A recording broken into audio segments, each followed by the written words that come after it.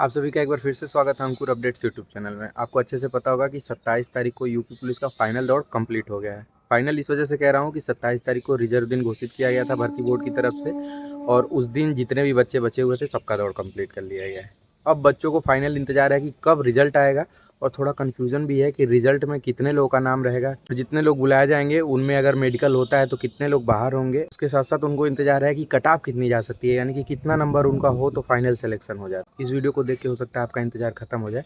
इस वीडियो के अंदर मैं कोशिश किया हूँ कि जो पिछली भर्ती हुई है उसमें कितने बच्चे बुलाए गए थे, कितनों का मेडिकल हुआ, कितना कट ऑफ बना था, और उसी के अनुसार इस वैकेंसी की तुलना किया हूँ, जिससे थोड़ा सा अंदाज़ा लग सके कि इस बार कट ऑफ कितना जा सकता है। तो अगर आप यूपी पुलिस के एस्पायरेंट हो और आप रनिंग क्वालिफाई कर लिए हो तो ये वीडियो हो सकता है आपके लिए थोड़ा बहुत हेल्पफुल हो। तो इस वीडियो को पूरा देखना। आप ये बता सकते हो कि बारिश कब होगी कब नहीं होगी, आप ये बता सकते हो इंडिया पाकिस्तान में कौन जीतेगा, लेकिन आप ये परफेक्ट बता सको कि एक्सपेक्टेड कट ऑफ कितनी जाएगी, चाहे वो डीवीपीएसटी की हो चाहे वो फाइनल कट ऑफ हो। तो ये बड़ा मुश्किल काम है, लेकिन फिर भी इस मुश्किल काम को करने की कोशिश करते हैं। और तथ्यों के अनुसार, यानी कि जो डिजिट है, अभी तक कितने बुलाए गए, कितने क्या हुए, इन सारी चीज़ों के आधार पर अगर जानने की कोशिश हो सकता है थोड़ा बहुत सही चीज़ें आपके सामने तक पहुँच पाए, क्योंकि अभी तक सब लोग कट ऑफ बताते हैं और ये बहुत अच्छी चीज़ है। देखो, कुछ चीज़ें मैं जानता हूँ, कुछ चीज़ें ऐसी हैं जो मैं नहीं जानता। तो बहुत सारी चीज़ें, सब में अलग अलग टैलेंट होता है। तो मैं अभी तक जो रिसर्च किया हूँ, रिसर्च तो नहीं कहेंगे, मतलब ये डाटा ऑलरेडी उपलब्ध है, भर्ती बोर्ड के द्वारा उपलब्ध है। तो इन सारी चीज़ों को देखते हैं और जानने की कोशिश करते हैं। ठीक, जब फाइनल कट ऑफ आया था तो उसके साथ लिस्ट आई थी, जिसमें आप लोगों ने देखा होगा 1,74,316 लड़के और लड़कियों को बुलाया गया था डीवीपीएसटी के लिए। ठीक है, इसको अगर गुणा करेंगे भर्ती की तुलना में तो 2.89 गुना हो गया। बट बुलाए गए थे 2.5 गुना ही। कुछ लोग होते हैं ना जिसको टाई ब्रेकर कहते हैं, यानी कि दोनों के नंबर बराबर हो, लेकिन कुछ बच्चे ऐसे थे जिनका नंबर सेम था, तो वो जो एक्स्ट्रा बच्चे थे उसमें लड़के और लड़कियां दोनों हैं, उन लोगों को बुला लिया गया। ठीक, डीवीपीएसटी हुआ। डीवीपीएसटी के बाद कुल कैंडिडेट बचे थे 1,66,800। ये मैं कैसे बता रहा हूँ, भर्ती बोर्ड ने जो डाटा बताया था कि किस दिन कितने लोग बुलाए गए हैं, उसको आप जब टोटल काउंट करोगे, मैं वीडियो लंबा ना हो इस वजह से उस चीज़ को नहीं यहाँ दिखा रहा हूँ, तो इतने कैंडिडेट डीवीपीएसटी क्वालिफाई करके रनिंग के लिए बुलाए गए थे। मतलब इतने लोगों का एडमिट कार्ड जारी हुआ था रनिंग के लिए। ठीक है, इसमें आपको ये पता है, जब आप घटाओगे दोनों को तो लगभग 7516 यानी कि 7516 कैंडिडेट बाहर हुए थे डीवीपीएसटी में। इसमें डीबी में एब्सेंट होने वालों की भी संख्या है और जो डीवीपीएसटी में बाहर हो गए थे उनकी भी संख्या है। ठीक है, अब आप देखोगे या फिर देख ही रहे हो, अभी तक संख्या आप देखे हो ना, कितने कम लोग ऐसे हैं जो दौड़ में बाहर हो रहे हैं। बाहर हो रहे हैं, ये आप देख लिए होगे, कभी 8%, कभी 10%, कभी 15%। रीज़न क्या है? जब किसी चीज़ के लिए ज़्यादा समय मिल जाता है तो लोग बाहर कम होते हैं, ये आप बहुत अच्छे से जान रहे हो। लड़कियों का रिजल्ट इसके पहले कितना ख़राब रहता था, मतलब अभी तक यही कहा जाता था कि लड़कियां बाहर हो जाएंगी, ये हो जाएगा, वो हो जाएगा, लेकिन इस बार लड़कियों ने भी इस चीज़ को गलत प्रूव कर दिया। ज़्यादा टाइम मिला, तैयारी अच्छे से की। अब अलग अलग दिन का अगर डाटा आप देखोगे तो कहीं 10% बाहर हुए हैं, कहीं 3% बाहर हुए हैं। मतलब मैंने ऐसा देखा है 150 में दो दो लोग बाहर हुए हैं। तो एक बेसिक अंदाजा लगाया जाए अगर, ठीक है, मतलब मैं लगाने की कोशिश कर रहा हूँ, तो अगर 1,66,800 बच्चों में 20% बाहर हो गए, मैक्सिमम बता रहा हूँ 20, इससे तो बाहर गारंटी नहीं है, ये लिख लेना। तो टोटल जो संख्या वो बचेगी वो है 1,33,440, लेकिन मुझे नहीं लगता 20%। ये डाटा 10 से 15% के बीच में होने वाला है, मैंने 15% माना है। ठीक है, जो 10 से 15% के बीच में डाटा हो सकता है, मतलब इतने लोग बाहर हुए होंगे। तो टोटल कैंडिडेट बच रहे हैं 1,41,780। अगर आप देखोगे तो 60,244 वैकेंसी है, तो 6 दूनी 12, 1,20,000, दोगुना से ज़्यादा हो जा रहा है ना बच्चे, 20-21,000 ज़्यादा हो जा रहे हैं। ठीक, अगर आपको एक चीज़ अच्छे से पता होगा तो अच्छी बात है, नहीं पता है तो मैं बता दे रहा हूँ कि जो मेडिकल के लिए रिजल्ट आएगा, यानी कि जब रनिंग के बाद रिजल्ट आएगा, तो इसमें सीधे 60,244 कैंडिडेट का नाम रहेगा, यानी कि सिर्फ और सिर्फ 60,244 बच्चों को ही बुला के उनका मेडिकल कर लिया जाएगा। अब आपको लग रहा होगा ना कि यार मेडिकल में तो लोग बाहर ही होते हैं, तो बिल्कुल बाहर होते हैं, लेकिन एक चीज़ और ध्यान रखो कि इन 60,244 में कुछ सीटें रिजर्व भी रखी जाती हैं। जो लड़कियां प्रेग्नेंट हैं, जिनकी शादी हुई है, उनको रनिंग के लिए ये रूल बनाया गया है कि जब उनकी प्रेगनेंसी ख़त्म हो जाएगी फिर उन्हें बुला के दौड़ कराया जाएगा। समझ गए ना? तो कुछ पोस्टें रिजर्व कर ली जाती हैं, तो कुछ पद ऐसे होते हैं जो मेडिकल के बाद खाली रह जाते हैं, जैसे कुछ लोग बाहर हो जाते हैं। आप ये तो जान रहे हो ना कि 60,244 लोग तो फिट नहीं होंगे। पिछली बार अगर 49,000 वाली वैकेंसी की बात करें तो लगभग 44 से 45,000 के बीच में वैकेंसी कैंडिडेट मिल पाए थे उस वैकेंसी में। बाकी लगभग 5,000 के आसपास पद खाली रह गया। सोचो, तो इसमें भी वो होगा, आप देखोगे। आपके दिमाग में चल रहा होगा भैया पिछली बार कितना गया था कट ऑफ, हम तो देख रहे हैं इतना ही गया था, तो अब कैसे बाहर हो जाएंगे। देखो पिछली बार जो 49,568 वाली वैकेंसी आई थी उसमें लगभग 1,20,000 के आसपास बच्चे बुलाए गए थे डीबीपीएसटी के लिए, समझ गए हो। डीबीपीएसटी और रनिंग में बाहर होने के बाद कुल कैंडिडेट बचे थे लगभग 80,000 के आसपास। वैकेंसी थी 49,568, लगभग 1.5 गुना मान लो। 1.5 गुना में जो कट ऑफ गया था वो आपको जानने की ज़रूरत होगी। मैं आपको दिखाता हूँ कि 1.5 गुना में उस समय डीबीपीएसटी की कितनी कट ऑफ गई थी और डीबीपीएसटी के बाद फाइनल कट ऑफ कितना गया था। 1.5 गुना बच्चों में नॉर्मलाइजेशन के बाद जनरल का कट ऑफ गया था 185.3465, ओबीसी का 172.3272, एससी का 145 दशमलव समथिंग और एसटी का 114 दशमलव कुछ। ठीक, ये डीबीपीएसटी का था। अब आपको दिखाता हूँ जो फाइनल मेरिट बनी थी उसमें कितना गया था। अब आप लोगों ने देखा कि 185 दशमलव कुछ था और यहाँ बढ़ के कितना हो गया 193 दशमलव कुछ, यानी कि 8 नंबर बढ़े थे जनरल के। अब अगर ओबीसी का देखोगे तो उधर 172 था डीबीपीएसटी में और यहाँ हो गया 185, यानी कि 13 नंबर में यानी कि 13 नंबर की वृद्धि हुई। ठीक, अगर एससी का देखो तो डीबीपीएसटी के लिए था 145 और इसमें गया 159, यानी कि 14 नंबर इंक्रीज कर गया जो फाइनल कट ऑफ था वो। अगर एसटी का देखा जाए तो डीबीपीएसटी में 114 नंबर के बच्चों को बुलाया गया था, यानी कि उससे उतना नंबर पाने वाले या उससे ज़्यादा नंबर पाने वाले, लेकिन फाइनल मेरिट 131 चला गया। मतलब देख रहे हो ना, लगभग 6, 10, 17 नंबर। अच्छा, इतना नंबर क्यों बढ़ रहा है? जैसे मान लो 185 नंबर गया जनरल का, ठीक है, आप थे ओबीसी के कैंडिडेट और आपके नंबर थे 186, तो आपका जो डीबीपीएसटी हुआ वो जनरल में एक तरह से बुला के हुआ, मतलब एक तरह से मेरिट जो लगाएगी वो जनरल में लगाई गई। भले ही आपको वहाँ दिखाया गया कि आप ओबीसी के कैंडिडेट हो, लेकिन जब फाइनल मेरिट बनी, यानी कि जब नंबर बढ़ गया, जैसे यहाँ 185 है, यहाँ बढ़ गया 193, तो आपके नंबर थे 186, तो यहाँ तो आप जनरल वाले मेरिट में आओगे नहीं, आप आ गए ओबीसी में। यही कंडीशन ओबीसी, एससी और एसटी तीनों लोगों के साथ रही कि शुरुआत में 1-2 नंबर जनरल के ऊपर था तो उनको जनरल में काउंट कर दिया गया, बट जब फाइनल मेरिट बनी तो वो नीचे आ गई। तो यही रीज़न होता है, दोबारा ऊपर से नीचे लोग आते हैं तो जनरल के तुलना में अदर का ज़्यादा बढ़ जाता है। ज़्यादा बढ़ने का मतलब जो डीबीपीएसटी में था उसके तुलना में फाइनल कट ऑफ की बात कर रहा हूँ। वैसे तो हमेशा जनरल का ज़्यादा रहता है, भले ही 1-2 नंबर रहे, समझ गए ना। और जो ईडब्ल्यूएस हैं और ओबीसी हैं वो समकक्ष होते हैं, मतलब 1-8 नंबर का अंतर होता है। तो इस चीज़ से आप बहुत अच्छे से समझ गए ना कि कितने कितने नंबर की वृद्धि हुई। लगभग 80,000 कैंडिडेट थे और उसमें लेना था 49,568। तो सिविल पुलिस के लिए 8 नंबर बढ़ा था जनरल का। अब बताओ, अगर लगभग 1,40,000 के आसपास कैंडिडेट हैं तो उसमें ज़्यादा नंबर पाने वालों की संख्या ज़्यादा हो सकती है ना। आप अंदाज़ा खुद ही लगाओ, हो सकती है कि नहीं। तो उसी हिसाब से मैं मेरिट का अंदाज़ा लगा रहा हूँ कि कितनी जा सकती है।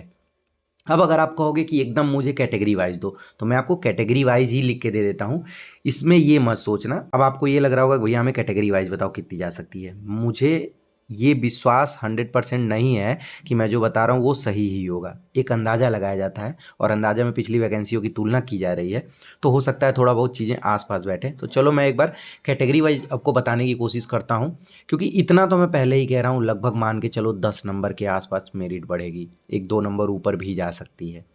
देखो आपको बुरा लगेगा अगर आपका नंबर उससे कम रहेगा, लेकिन ये भी ध्यान दो कि नॉर्मलाइजेशन के बाद की बात मैं कर रहा हूँ। नॉर्मलाइजेशन के बाद हो सकता है आपके 15 नंबर बढ़ गए हो तो आपका सिलेक्शन हो सकता है। तो चलो एक बार देखते हैं कि जो कैटेगरी वाइज है वो कितना कितना नंबर बढ़ने के संभावना होंगे। तो इतनी सारी चीज़ों को देखने के बाद कुछ तो क्लियर हो गया होगा कि पिछली भर्ती में क्या सीन रहा है। तो उसके हिसाब से इस वैकेंसी के एक्सपेक्टेड कट ऑफ का प्रिडिक्शन करने की कोशिश कर रहा हूँ। हो सकता है ये कट ऑफ गलत हो सकता है कट ऑफ के आसपास जो ऑफिशियल कट ऑफ है वो दिखे, बहुत सारी चीज़ें हो सकती हैं। तो मेरे कहने का मतलब ये है कि अंदाज़ा लगाना बहुत आसान होता है। जैसे या तो आप ऐसे ही बोल दो कितना कट ऑफ जाएगा, या फिर आप पिछले डाटा को थोड़ा सा एनालिसिस करो उसके आधार पे बोलो।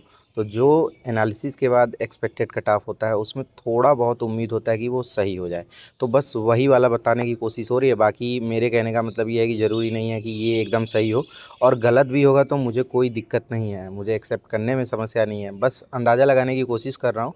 बाकी अंदाज़ा किसी का भी गलत हो सकता है सही जाए, हो सकता है ना जाए। चलो देखते हैं कि कितना कट ऑफ जा सकता है। तो देखो पहले हम बात करेंगे मेल की, ठीक है। तो जो जनरल का कट ऑफ है मेरे अकॉर्डिंग, मतलब जो मैं अंदाज़ा लगा सकता हूँ जिस हिसाब से मेरा दिमाग कहता है, तो मुझे लगता है 222 से 225 के बीच में जा सकता है, ठीक है। अगर वहीं ईडब्ल्यूएस की बात करें तो 197 से 200 के आसपास हो सकता है। इसमें हो सकता है 2-4 नंबर आगे पीछे और हो जाए। मैं बहुत ज़्यादा मार्जिन नहीं लिया हूँ। अब मैं आपको बता दूँ कि 222 से 232 तक जा सकता है, तो ऑब्वियसली उसके अंदर आ जाएगा। लेकिन इतना लंबा कट ऑफ बताना मुझे नहीं लगता कि कोई बुद्धिमानी होगी। इतना तो आप खुद ही अंदाज़ा लगा सकते हो ना। बाकी देखते हैं ओबीसी का, तो 209 से 212 तक जा सकता है। और हाँ, एक चीज़ ध्यान रखना, ये जो मैं बता रहा हूँ बहुत ज़्यादा बढ़ा के बता रहा हूँ, और क्या होता है ना कि आपको कम बता दूँ फिर आप बाहर हो जाओगे तो बहुत दिक्कत होगी। ज़्यादा बताने से ये तो रहेगा कि जिसका कम है उनको थोड़ी बहुत उम्मीद रहेगी कि यार पता नहीं होगा कि नहीं, मेरा तो नंबर कम है, सब लोग ज़्यादा ही बता रहे हैं। और उसके बाद अगर आपका सिलेक्शन हो जाएगा तो आपको लगेगा यार कि मज़ा आ गया, मैं तो एकदम ही उम्मीद छोड़ दिया था, ठीक। तो अगर एससी का देखें तो एससी का 187 से 190 के बीच जा सकता है, और एसटी का अगर देखें तो एसटी का 153 से 156 के बीच जा सकता है। इसमें आगे पीछे हो सकता है, मैं बार बार यही कहूँगा। और अगर एक्स सर्विसमैन का देखें तो जो जनरल का था 100 पॉइंट कुछ था, और ओबीसी का 59 कुछ था। तो इसमें मैं बहुत कम लेके चल रहा हूँ। रीज़न उसके पीछे ये है कि 50% लोग तो रनिंग में बाहर हो गए, डीबीपीएसटी में बहुत सारे लोग बाहर हो गए, तो बहुत कम ही कैंडिडेट बचेंगे। समझ गए ना। तो बहुत जाएगा तो 4 से 5 नंबर बढ़ेगा जनरल में, और वही मैं मान के चल रहा हूँ 4 से 5 नंबर बढ़ेगा ओबीसी में। 2-1 नंबर आगे पीछे हो सकता है इससे भी कम बढ़े। और बाकी जो एससी और एसटी के एक्स सर्विसमैन हैं उनका तो 100% सिलेक्शन हो जाएगा, बस वो किसी तरीके से क्वालिफाई कर जाएँ। वहीं अगर फीमेल की बात करें तो जनरल में जो आपका कट ऑफ है वो 210 से 213 के बीच रह सकता है। ईडब्ल्यूएस का 185 से 188 के बीच जा सकता है। ओबीसी का 198 से 201 तक जा सकता है। एससी का 174 से 177, और एसटी का 141 से 146 के बीच कट ऑफ आपको देखने को मिल सकता है। इसके आसपास अगर आपका नंबर है तो बिल्कुल आप उम्मीद लगा सकते हो। एक्सपेक्टेड कट ऑफ का मतलब आप थोड़ा बहुत तो आप समझ ही गए होगे। ऐसा नहीं है कि कोई ऑफिशियल कट ऑफ बता रहा है। ये अंदाज़ा लगाया जा सकता है कि पिछली बार भर्ती किस तरीके से थी, एग्ज़ाम कैसा हुआ था, लेवल क्या था, कितने बच्चे बुलाए गए थे, कितने बाहर हुए, रनिंग के लिए कितना टाइम मिला। उसी के आधार पे इस वाले वैकेंसी का बताने की कोशिश किया हूँ। बाकी आप लोगों के सामने एक कट ऑफ नहीं दिख रहा है, वह स्वतंत्रता संग्राम सेनानी के आश्रित, तो उनका भी मैं आपको बता देता हूँ। अगर आप स्वतंत्रता संग्राम सेनानी के कैंडिडेट हैं तो आपको ये तो पता ही होगा कि डीबीपीएसटी के लिए कितना कट ऑफ गया था। नहीं पता तो मैं बता दे रहा हूँ, मेरे पास तो सारे डाटा अवेलेबल हैं। 75.96059। अब इसमें आपको ये लग रहा होगा कि अगर 5 नंबर भी आगे होगा तो मेरा सिलेक्शन हो जाएगा, 7 नंबर भी आगे हो जाएगा तो मेरा सिलेक्शन हो जाएगा। लेकिन आप ये ध्यान रखना कि स्वतंत्रता संग्राम सेनानी का सीधे एक कट ऑफ लगा है, यानी कि जनरल का। अगर देखा जाए तो इसमें ओबीसी, एससी, एसटी इनमें अलग अलग कट ऑफ नहीं लगा हुआ है। तो सब लोग जब एक साथ जोड़े जाएंगे ना, तो मुझे अंदाज़ा लग रहा है कि हो सकता है कट ऑफ आपको थोड़ा सा ज़्यादा भी दिख सकता है। तो मैं सेफ़ जोन लेके चल रहा हूँ। मेरे कहने का मतलब मैं ये कह दूँ कि 75 नंबर से जितना भी ऊपर के कैंडिडेट हैं सबका सिलेक्शन हो जाएगा, तो शायद थोड़ी सी बेवकूफ़ी हो जाएगी ना यार, समझा करो। तो अगर आप 85 या फिर 86 के आसपास हो तो अपने आप को मान सकते हो कि आपका सिलेक्शन हो सकता है। ये मेरा प्रेडिक्शन है, हो सकता है गलत भी हो। और मुझे कोई दिक्कत नहीं है। ऐसा नहीं है कि हमारे पास 10 हाथ हैं या फिर 3-4 दिमाग है। अगर कोई जॉब में है और स्पेशली उसी जॉब में है जिस जॉब की आप तैयारी कर रहे हो, तो आपके तुलना में ना उसके पास थोड़ा-सा हो सकता है ज़्यादा अनुभव हो। ज्ञान की बात नहीं कर रहा मैं, थोड़ा-सा ज़्यादा अनुभव हो। ज्ञान के हिसाब से सरकारी नौकरी नहीं लगती है। आप कितने मेहनती हैं उस हिसाब से सरकारी नौकरी लगती है। तो हो सकता है उस अनुभव का शायद मैं सही उपयोग कर पाया हूँगा। लेकिन अभी भी मैं यही कहूँगा कि हो सकता है आपका सिलेक्शन हो जाए, ये आपके लिए सबसे बेस्ट रहेगा। बाकी मेरा काम था थोड़ा बहुत अंदाज़ा लगा के बताना कि कितना जा सकता है कट ऑफ।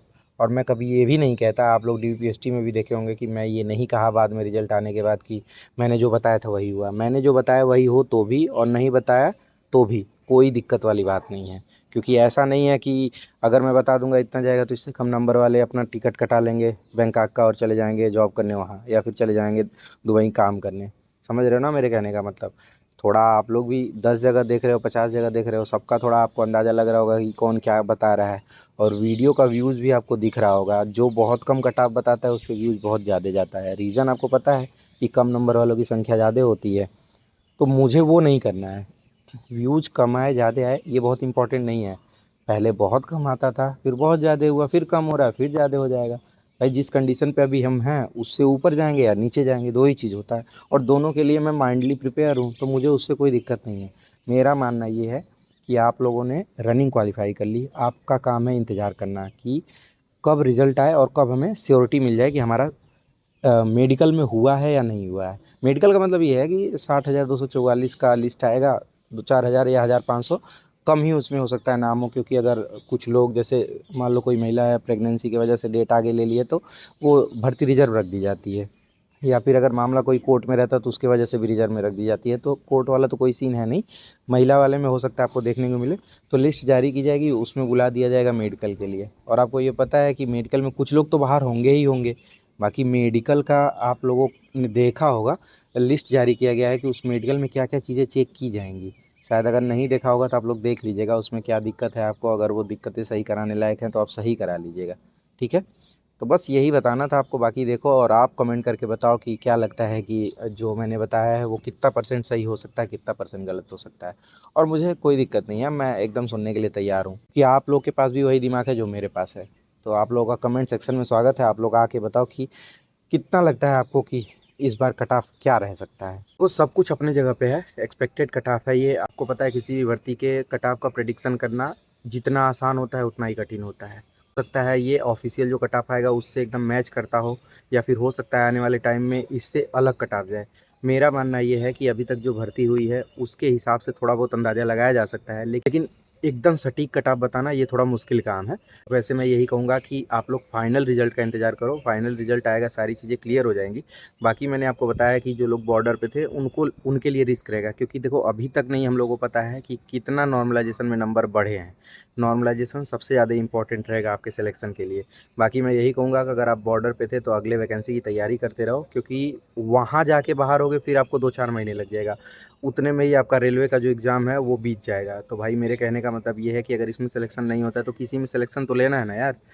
कम सैलरी हो, ज़्यादा सैलरी हो, वर्दी वाली नौकरी हो, बिना वर्दी वाली नौकरी हो, इम्पोर्टेंट यही है कि सरकारी नौकरी लग जाए। तो इस चीज़ का ध्यान रखते हुए तैयारी करते रहना, और मारपीट आप लोग को नहीं करना है, क्योंकि आपको पता है पुलिस वेरिफिकेशन बचा हुआ है। पुलिस वेरिफिकेशन के बाद फाइनल जब आप ट्रेनिंग पे चले जाओगे तो आप मान लेना कि पुलिस परिवार के हिस्सा बन गए हो। थोड़ा सा टेंशन खत्म हो जाएगा, क्योंकि अभी सब लोग बैठे होंगे कि किस तरीके से यहाँ से खींच दें इनका पैर कि ये बाहर आ जाए। तो उनको मौका नहीं देना है, आप लोग को इस बात का बहुत ध्यान रखना है, ठीक है। अगर आपको ये वीडियो पसंद आए तो वीडियो को लाइक करो, चैनल को सब्सक्राइब करो। मिलते हैं अगले वीडियो में, तब तक के लिए अपना ध्यान रखिएगा, बाय बाय।